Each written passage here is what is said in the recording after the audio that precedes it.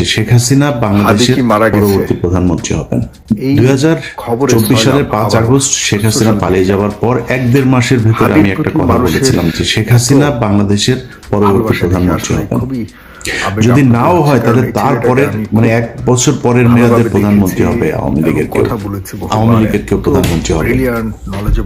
এই কথাগুলো কেন বলেছিলাম, আমার কাছে মনে হয়েছিল কি যে বিপ্লবের এটা আসলে ডিরেকশনটা ঠিক মতো যাচ্ছে না। কারণ হলো আমরা ধরেন বিপ্লব নিয়ে অনেক নাচানাচি শুরু করেছিলাম, আমরা তো জানতাম 5 তারিখের পরে আসলে এই 5 তারিখে এইভাবে হচ্ছে, কিন্তু ভারত তো সবাই জানতো। তারা তাদের মতো করে সুন্দর করে তাদের প্ল্যান বিতে কে কে থাকবে, আসিফ নজরুল সহ কারা কারা এখানে প্রথম আলোর যে পুরো গংটা এরা কি করবে, এই জিনিসগুলো তারা জানতো, ওইভাবে সেট আপ করেছিল। যে কারণে তারপর করে এই যে প্রধান উপদেষ্টা এই যে প্রেস সেক্রেটারি শফিক সহ আসিফ নজরুলের ঘনিষ্ঠ যারা যারা আছে প্রথম আলো এদেরকে এখানে বসিয়ে দিয়েছেন, তারা তাদের মতো করে চালাচ্ছেন। এই দেশের এই যে 5 তারিখের যে আন্দোলন, যে বিপ্লব, যে স্বাধীনতা, এটা ধ্বংস হওয়ার পেছনে একজন মানুষ, অনেক মানুষই মনে করেন আমি আসিফ নজরুলের ব্যাপারে এত কেন, একজন মানুষ যদি নাকি এটার জন্য সবচেয়ে বেশি দায়ী থাকে সেটা এই আসিফ নজরুল। এর জন্য প্রতিটা জায়গায় সমস্যা হয়েছে। আপনাদেরকে এই কথাটা কেন বলেছিলাম শেখ হাসিনাই আবার আসবে, এটা যদি আপনাদের আমি বিশ্লেষণ করতে চাই তাহলে একটা জিনিস বলে রাখি, সেটা হচ্ছে প্রতি যে অত্যাচার করা এই যে 15টা বছর শেখ হাসিনা ক্ষমতায় থাকলো, বাঁচতে পারার কোনো সুযোগ নেই। আন্তর্জাতিক বিশ্বের কেউ তাকে সরায় নাই এখান থেকে। ইন্ডিয়া একদম সরাসরি সাপোর্ট দিয়ে গিয়েছে, ছিন্ন বিচ্ছিন্ন করে দিয়ে গেছে। কিন্তু আন্তর্জাতিক বিশ্বের অন্যান্য দেশগুলোকে যে এই ব্ল্যাঙ্ক সাপোর্ট দিয়ে রাখা সম্ভব হলো আপনারা জানেন কেন, কিসের জন্য করা হয়েছিল, কিসের জন্য হাসিনাকে কেউ সরাইতে পারে নাই, আন্তর্জাতিক বিশ্ব থেকেও কোনো চাপ কেন আসে নাই? তারা কোনো এর একমাত্র কারণ বাংলাদেশকে সবাইকে বোঝানো হয়েছিল যে এই দেশটা হচ্ছে একটা জঙ্গি রাষ্ট্র। তারেক রহমান, খালেদা জিয়া এরা হচ্ছে জঙ্গিদের মূল হোতা। এরা এদের কারণে এদের যদি ক্ষমতায় যায় তাহলে এই দেশ আবার জঙ্গি হয়ে যাবে, অতএব আওয়ামী লীগকে রাখতে হবে। একমাত্র এই কারণে শেখ হাসিনাকে 15 বছর রাখা গেল। আচ্ছা, সেখানে এই আন্তর্জাতিক পুরো বিশ্বটাকে কারা এই ন্যারেটিভটা দাঁড় করাইলো? দাঁড় করাইলো হচ্ছে ভারত। আর তাদের উপরে চাপাইলো আলেম সমাজ, বিএনপি, জামাত, তাদের উপরে।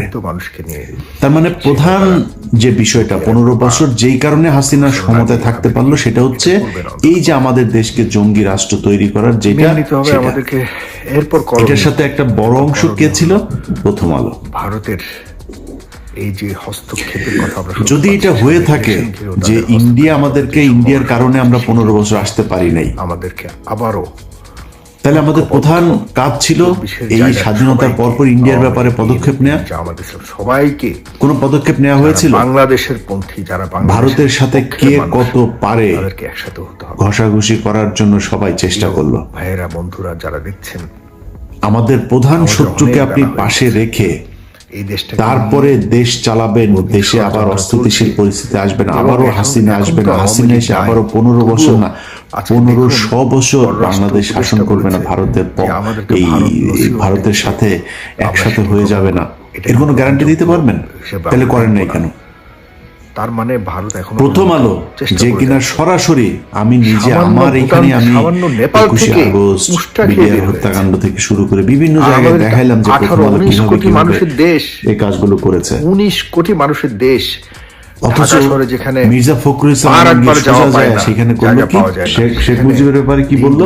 একটা মানুষকে এভাবে শেখ মুজিবের ছবি করলে তারপরে এটা তার বুকে চিনচিন করে, হ্যাঁ, সুন্দরভাবে বর্ডার পার, যেখানে আমরা ভিসা নিয়ে ঘন্টার পর ঘন্টা দাঁড়িয়ে থাকতে হয় দিনের বেলায়, সেখানে রাতের আধারে কারা পার করে দিয়েছে বাংলাদেশ। আপনার সমস্যাটা ছিল 15 বছর।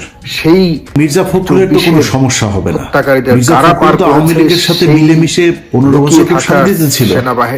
সে একদিন ইয়েতে ক্যাবিনে ছিল, মানে আটক হয়েছিল, আটক হলে তারে নিয়ে সুন্দর করে 5 স্টার হোটেলে পর্যন্ত রাখা হতো। মির্জা ফখরুল সহ কয়েকজন বিএনপি নেতা আছে, সবাই না কয়েকজন।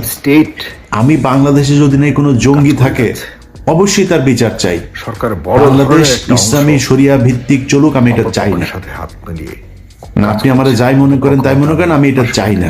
বাংলাদেশ ইসলামী শরিয়া ভিত্তিক চলার মতো ওই অবস্থা আমাদের নাই, আমরা সেই জায়গায় যাইতে পারিনি। যদি কেউ পারেন ওই মাইক নিয়ে ওয়াজের মাহফিলে গলা না ফাটায়া তাদেরকে মিসগাইড করা, একটা গাড়ি বানায় দেখান। আমি ওই জায়গায় এখন যাইতে চাই না। যে কারণে কেউ যদি এখন আবার বিশৃঙ্খলা তৈরি করার চেষ্টা করে, আমি মনে করি বিএনপি আগে যেভাবে সেই শায়েখ আব্দুর রহমান থেকে শুরু করে বাংলা ভাইদেরকে যেভাবে শায়েস্তা করেছে, এইবারও সেটাই সিলেক্ট করে এখানে জঙ্গিবাদকে মাথাচাড়া দিতে দেওয়া যাবে না। কিন্তু আগের উপায়ে জঙ্গিবাদ বলে কি বাংলাদেশে আসলে কিছু আছে? আপনার এমপিদের সেটা প্রমাণ করা দরকার ছিল এই সরকারের আসার পরপরই। বিচারগুলো তাড়াতাড়ি শেষ করে যে এই ঘটনাটা আসলে যেভাবে নাটক সাজানো হয়েছিল, এইটা এইভাবে নাটক সাজানো হয়েছিল, এই নাটক সাজিয়ে এইভাবে ভারত এবং আওয়ামী লীগ মিলে তোমাদেরকে ভুল বুঝিয়েছে, আসলে বাস্তব চিত্রটা এটাই। এর মাঝখানেও যদি আলেমদের ভেতরে কেউ জঙ্গি কর্মকাণ্ডে যদি থেকে থাকে, আমি তাদের বিচার চাই। অনুরোধ করব, বাট বাদ বাকি যারা, তাদেরকে তো ছাড়া দরকার। সেইটা না করে আপনি তাদেরকে জেলখানায় রাখলেন, জাতীয় আর যারা এটা করলো তাদেরকে আপনি আশ্রয় প্রশ্রয় দিলেন। 2 দিন আগে এক ভিডিও দেখলাম, ওই যে এই ফারজানা ব্রাউনিয়ার এক্স বয়ফ্রেন্ড জিল্লুর রহমান তৃতীয় মাত্রা করে। আপনার বিষয়ে জিল্লুর রহমান ফারজানা ব্রাউনিয়ার এক্স মানে কত নাম্বার সেটা তো বলা যাবে না, এটা সম্ভবত ওই পার্ট টাইম বয়ফ্রেন্ড ছিল। পার্ট টাইম বয়ফ্রেন্ড বলছেন যে ঈদের পরে এই দেশে আবার জঙ্গি হামলা হবে। কিভাবে হামলা হবে, কোথায় কোথায় হবে, সে আগের মতোই নাকি গুরুত্বপূর্ণ জায়গায় কোর্ট টোট এইসব সেইভাবে নাম ধরে ধরে বলছে। পরে ধরে নিয়ে ওর পিছন দিয়া ডিম ঢুকান, ডিম ঢুকে ওরা জিজ্ঞেস করেন যে তুই এই তথ্য কই পাইলি, কই কই হবে, কারা কারা করবে, তাড়াতাড়ি নামের লিস্ট দে। আমরাও সেটা জানতে চাই, কারা কারা এই দেশে জঙ্গিবাদ এই করতে চায়, তাদের আমরা খুঁজে বার করতে চাই। তোর কাছ থেকে তালিকা নেন, ও কোথায় পেয়েছে এটা। এরা হচ্ছে খুব চিপ রেটের স্বার্থগুলি আছে, এগুলিকে রক্ষা করবার জন্য, সার্বভৌমত্ব রক্ষা করার জন্য এরা বিভিন্ন দেশের গোয়েন্দা সংস্থার কাছ থেকে টাকা পয়সা খায়, টাকা পয়সা খায়া তারপরে বাংলাদেশে অস্থিতিশীল পরিস্থিতি তৈরি করতে চায়। ভারত নিশ্চয়ই ওই হয়তো বড় অঙ্কের একটা মোটা অঙ্কের টাকা দিয়েছে, এই টাকা পয়সা নিয়ে সে এখন আবার আগের নেগেটিভ দাঁড় করাইতে চায়। এই দেশে আবার হামলা হবে ঈদের পরে, মানে জঙ্গি হামলা হবে, এই দেশে প্রচুর জঙ্গি আছে, এখন এদের সাহায্য করো। সামনে আর কোন হাদির আপনার প্রতি যে এত সোজা না ভাই। 5 তারিখ এমনি এমনি আসে নাই। যদি কেউ মনে করেন 5 তারিখ এমনিতেই চলে এসছে, সংকটকে জাতীয় মনে করার কোনো কারণ নাই। আল্লাহ নিজের হাতে ধরে আপনাদেরকে এই গিফট দিয়েছিল। এটা যদি ধরে রাখতে চান তাহলে এটা নার্সিং করতে হবে।